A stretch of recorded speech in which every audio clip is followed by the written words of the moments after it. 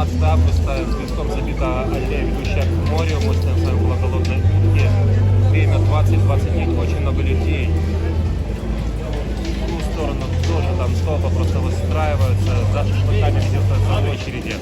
За картончиками, там, всякими вкусняшками. В кафешках просто битком, максимальная загрузка. Мы готовим тоже всего очень-очень много везде. Где вообще просто забито все до отказа, столиков свободных нету. Так много людей сегодня отдыхает в Кабарде.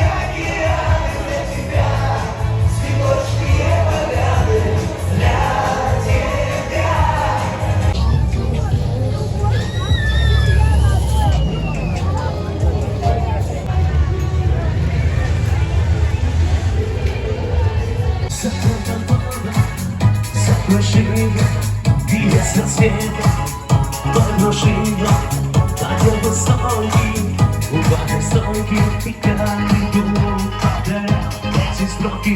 Женщина не танцуй, женщина не танцуй, хватит улыбаться, нормально вся еда.